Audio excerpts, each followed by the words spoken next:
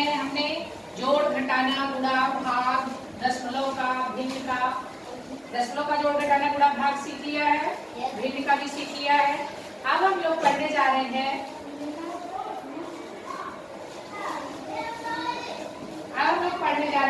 ऐकिक नियम, है ना।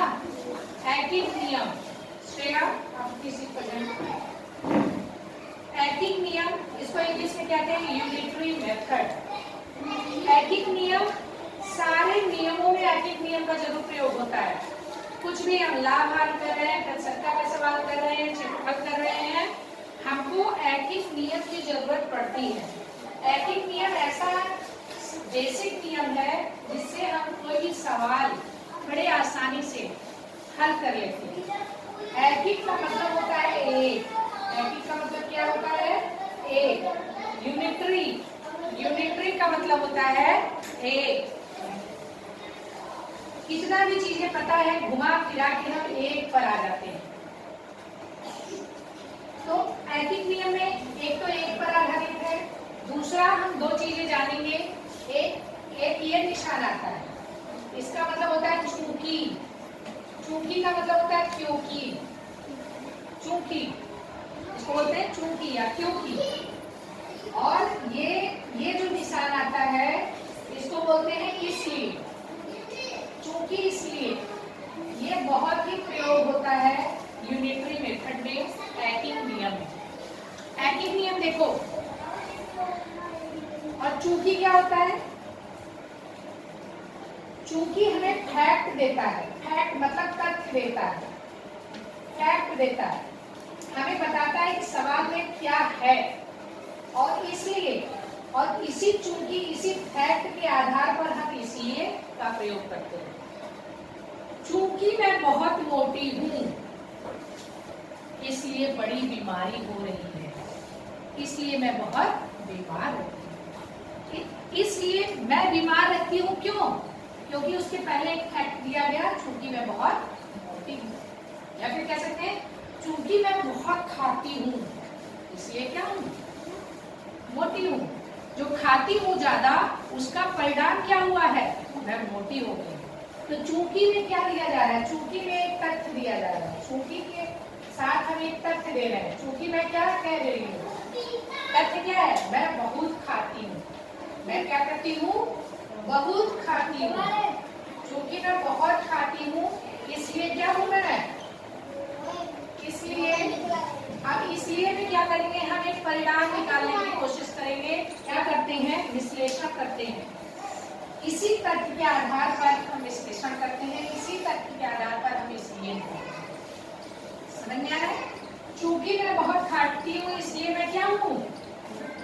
इसलिए मैं क्या हो जा रही हूँ? मैं मोटी हो जा रही हूँ। मोटी हो जा रही हूँ।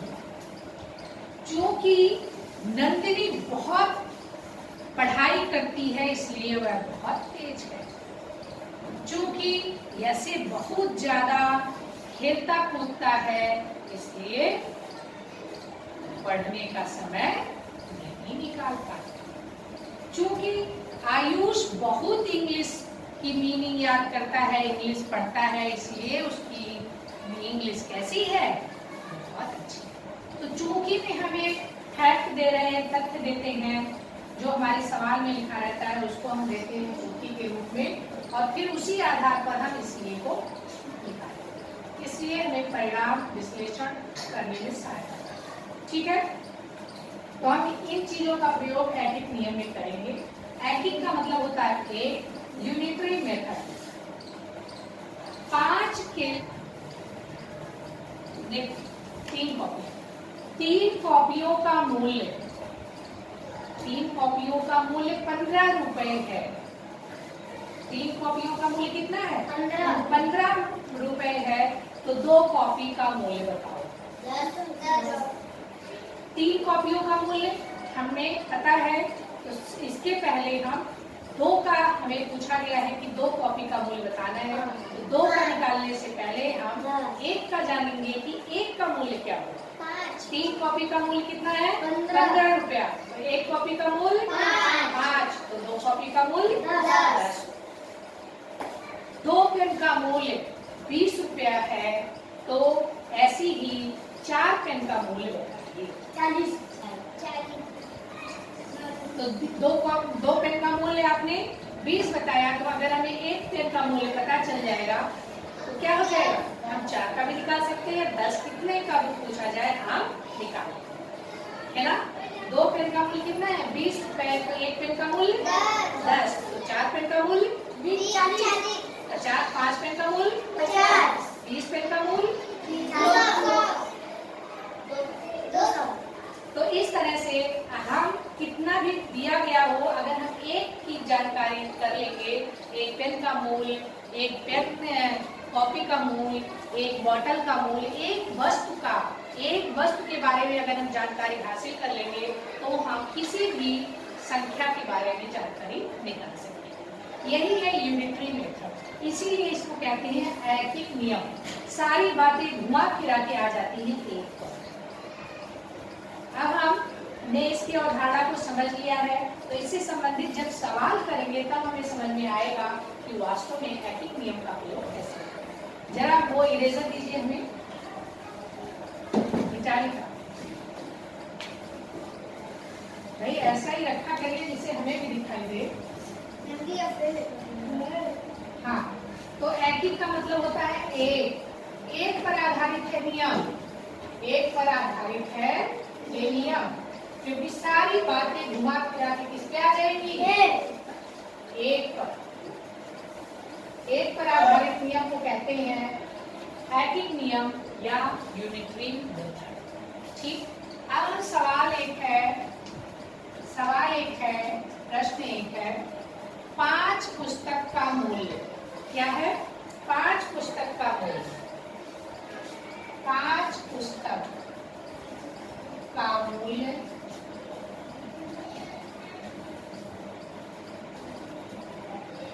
45 रुपए है। कितने रुपए है, 45 रुपए है। 5 पुस्तक का मूल्य 45 रुपए है, तो सवाल पूछा जा रहा है 4 पुस्तक का मूल्य बताइए। कितने पुस्तक का, 4 पुस्तक का मूल्य बताइए, मूल्य बताइए। ये सवाल है, 5 पुस्तक का मूल्य दिया गया है, कितना दिया गया है, 45। ये हमारे पास तथ्य है, इसको हम लिखेंगे चूंकि में। कैसे लिखेंगे, लिखने का तरीका देखिए। चूंकि का निशान इस तरह से होता है, चूंकि 5 पुस्तक का मूल्य का मूल्य है, कितना रुपए, कितने रुपए हैं, 45 रुपए। 5 पुस्तक का मूल्य कितना है, 45 रुपए। अब हमें जानना है 4 पुस्तक का मूल्य, तो 4 पुस्तक का मूल्य निकालने के लिए हमें पहले जानना होगा कि 1 पुस्तक का मूल्य कितना है, तभी तो हम 4 का निकाल पाएंगे। तो इसलिए 1 पुस्तक का मूल्य, बताओ 5 पुस्तक का मूल्य ज्यादा होगा और 1 पुस्तक का मूल्य कम होगा कि ज्यादा, हमेशा 1 का कम होगा, है ना, क्योंकि 5 पुस्तक का मूल्य ज्यादा होगा और 1 पुस्तक का मूल्य कम होगा। और कम के लिए हम क्या करते हैं, भाग करते हैं। 1 पुस्तक का कम के लिए हमेशा भाग करते हैं और ज्यादा के लिए हम क्या करते हैं, गुणा। 1 पुस्तक का मूल्य, 1 पुस्तक का मूल्य क्या होगा, अब 45 में भाग देंगे किससे, 5 से। 45/5 कर देंगे, 45 भागे 5। देखो इस तरह भी आप कर सकते हैं, 45 भागे 5, इसको भिन्न में लिखेंगे 45/5। कितना आ जाएगा, 9 रुपए आ जाएंगे। मतलब 1 पुस्तक का मूल्य कितना आ गया, 9 रुपए आ गए। अब पूछा कितना गया है बच्चों, 4। इसलिए 4 पुस्तक का मूल्य, कोई इधर देखिए, पूछा गया है 4 पुस्तक का मूल्य, अब 4 पुस्तक का मूल्य कितना होगा, निकालिए।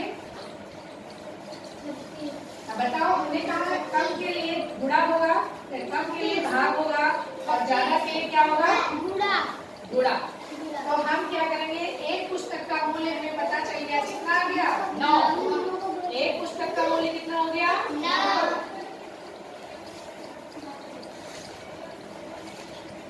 एक पुस्तक का मूल्य कितना आया, 9 रुपए।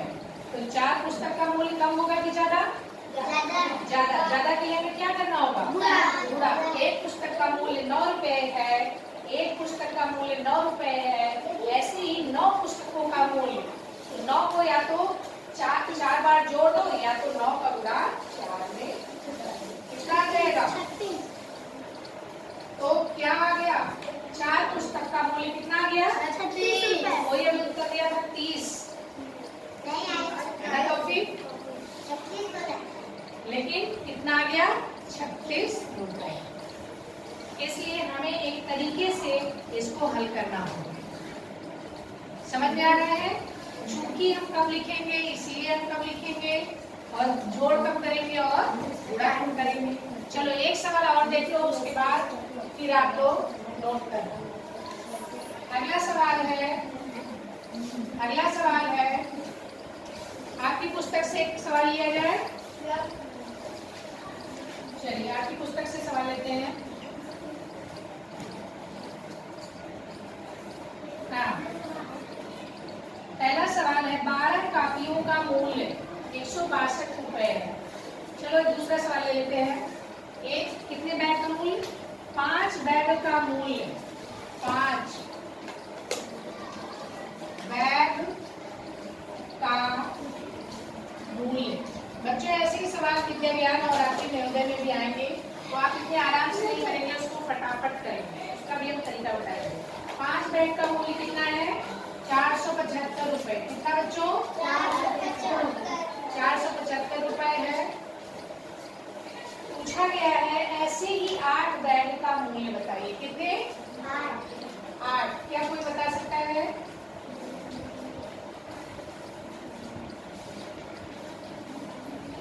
ऐसे ही 8 बैग का मूल्य बताइए। बच्चों एकदम सरल सा सवाल है, ऐकिक नियम, हर सवाल में ऐकिक नियम आ जाता है, ठीक है। और कोई भी हम फॉर्मूला जब हमको निकालना होता है तब भी हम ऐकिक नियम का प्रयोग करेंगे।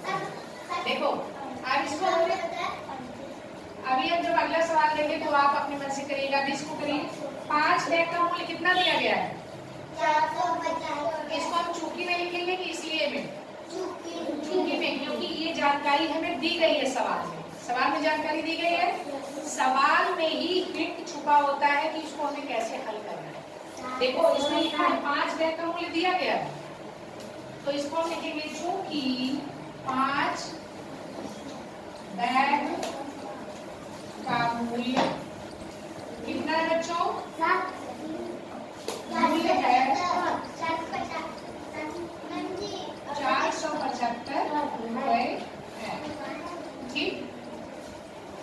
इसलिए अब बताओ हमें निकालना कितने का है, 8 बैग का मूल्य निकालना है। तो 8 का निकालने से पहले हमें किसका निकालना है, 1 का निकालेंगे तो 8 का निकल जाएगा आराम से। इसीलिए इसको कहते हैं ऐकिक नियम, क्योंकि 1 पर आधारित है, हर चीज हमें 1 से स्टार्ट करना है।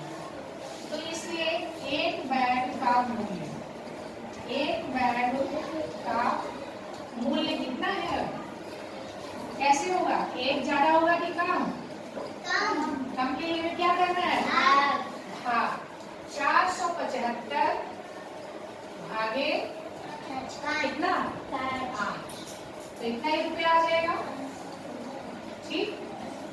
इस पर ऐसे ही रहने दो, इस पर ऐसे ही रहने दो, ठीक। अब पूछा क्या गया है, अगला बताओ कितने का पूछा है, 8 बैग का मूल्य होता है। ऐसे ही 8 बैग का मूल्य होगा, क्या होगा, अब 8 ज्यादा है कि कम है, ज्यादा। तो इस संख्या में 8 से गुणा कर देना चाहिए हमें। Yes, ma'am.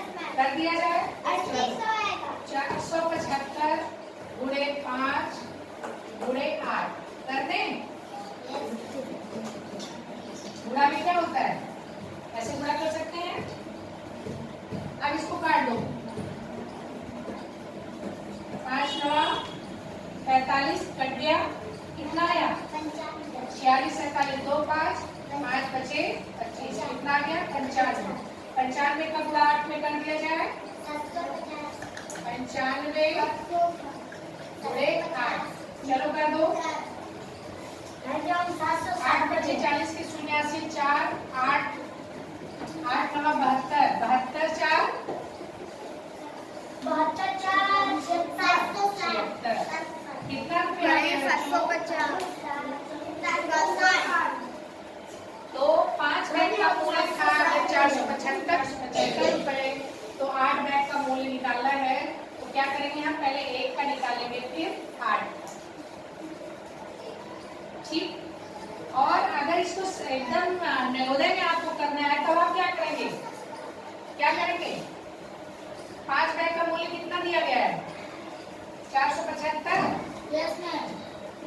8 बैग का मूल्य निकालना है तो 1 बैग का मूल्य क्या करेंगे 5, क्योंकि 5 बैग का मूल्य दिया गया है।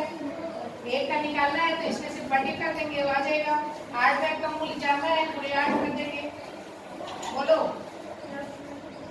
आपको नवोदय में या विद्या ज्ञान में इतनी लंबी प्रोसेस से नहीं करना है, आपको समझना है। जैसे हमने पूछा एक सवाल लिखो, सुनो। 12 बैग का मूल्य, पहला सवाल है 12 कॉपियों का मूल्य कितना है 162 रुपया। 12 कॉपियों का मूल्य कितना है 162 रुपए। ठीक। अब पूछा गया है 1 कॉपी का मूल्य, तो क्या करोगे, पूरा लिखोगे। चूंकि 12 कॉपियों का मूल्य, नवोदय की परीक्षा है, आपको ये सवाल करना है। 12 कॉपियों का मूल्य कितना है 162।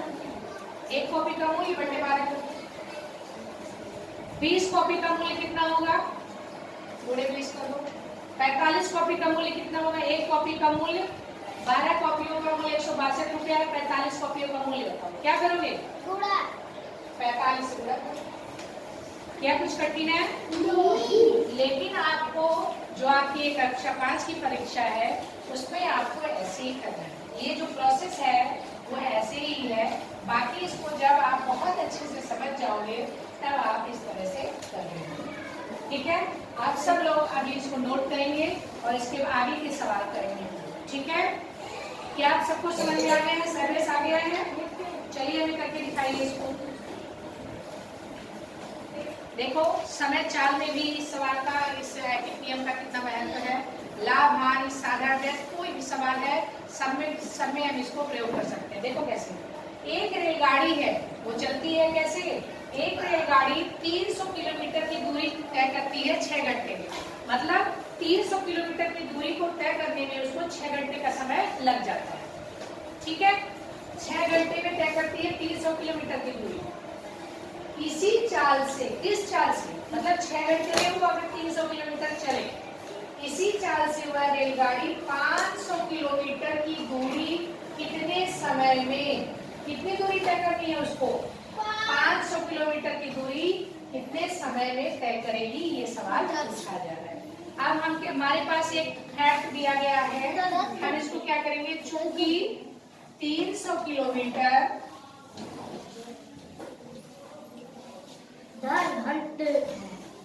300 किलोमीटर की दूरी तय करती है हिंदी की दूरी चूंकि रेलगाड़ी 300 किलोमीटर की दूरी तय करती है कितने में, तय करती है कितने समय में, बताओ 6 घंटे में। कितने समय में, 6 घंटे में। अब 6 घंटे में आप 1 किलोमीटर कितने में कर रही है, कितने टाइम में नहीं पता है, हम यही पता करेंगे। इसलिए रेलगाड़ी 1 किलोमीटर की दूरी तय करेगी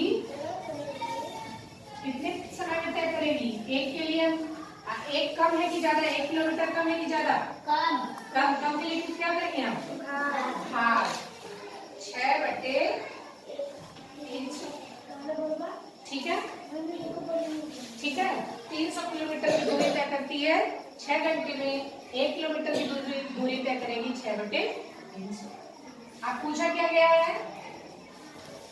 इसी चाल से वह चले तो 500 किलोमीटर रेलगाड़ी 500 किलोमीटर किलोमीटर, ठीक है, की दूरी तय करेगी। आप बताओ 500 ज्यादा है कि कम है? ज्यादा। 1 से ज्यादा है तो अब क्या करना है? हमें गुणा कर देना है। अब ये 6/300 में आपको क्या करना है? किससे गुणा करना है? 500 से। 0 0 काट दो, 0 0 काट दो, और 3 इतना या छोड़ो। 6 का गुणा 5 में करो, कितना आ जाएगा? 6 बच्चे 30। और 30 बटे यहाँ क्या बचा है? 3। जरा काटो। 3 10 घंटे। वैसे भी अगर हम 1 घंटे कह रहे हैं तो आपको ये समझना चाहिए कि बताओ 500 किलोमीटर 300 किलोमीटर से ज्यादा है ना, तो कम से कम 6 घंटे से ज्यादा तो लेगा ही, कम थोड़ी लेगा, है ना। सवाल कितना उत्तर आ गया? 10 घंटे। 10 घंटे। क्या ये कुछ कठिन था? एकदम सरल सा सवाल है। 300 किलोमीटर की दूरी करके 6 घंटे में, 1 घंटे का निकालेंगे फिर 500, 1 किलोमीटर का निकालेंगे फिर 500 किलोमीटर का निकालेंगे।